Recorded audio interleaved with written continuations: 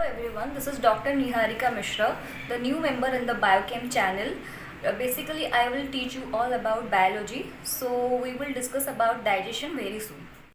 So let's discuss about digestion. So what is the definition of digestion? The definition of the digestion is the process of conversion of complex food substances to simple absorbable form is called as digestion.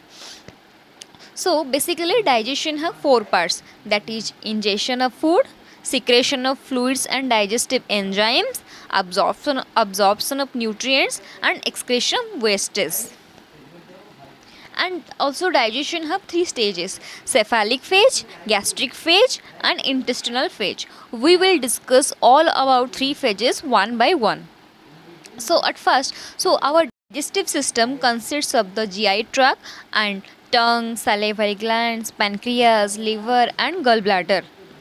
So let's discuss about cephalic phase. Cephalic stage includes mechanically breakdown of food by chewing with the help of the buccal cavity. In chewing, the food mixed with saliva. The saliva mixed food is called as bolus. Saliva contains digestive enzymes like amylase, lingual lipase, etc., which are secreted by salivary gland.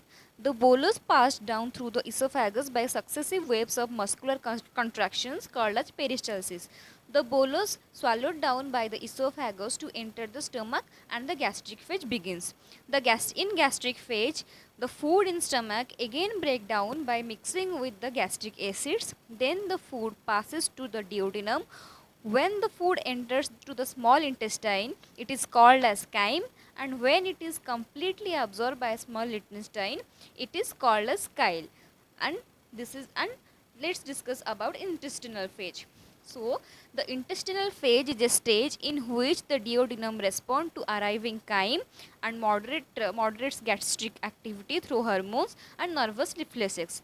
The duodenum initially enhances gastric secretion but soon inhibits it.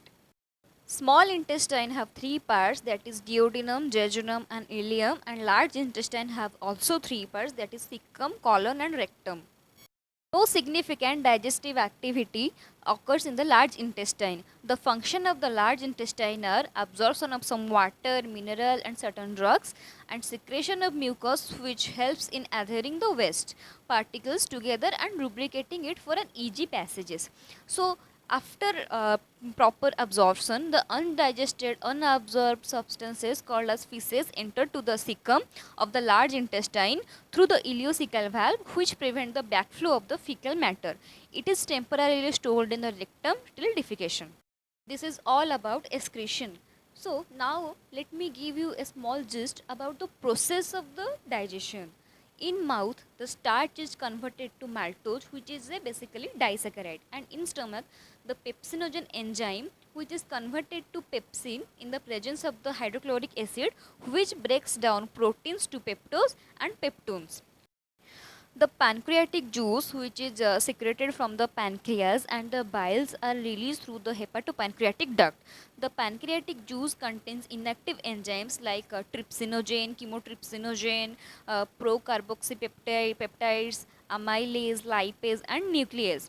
The trypsinogen is converted to trypsin in the presence of the enterokinase, and the trypsin enzyme converts the other enzyme into pancreatic juice.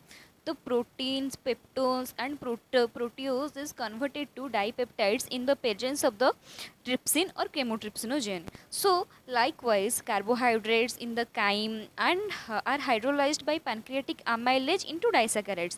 So as fats are broken down by lipase with the help of the bile into di and monoglycerides. Nuclease in the pancreatic juice act on the nucleic acids to form nucleosides and nucleotides. I just gave you all about a short glimpse of digestive system. If you like this video, don't forget to like, share and subscribe. Thank you.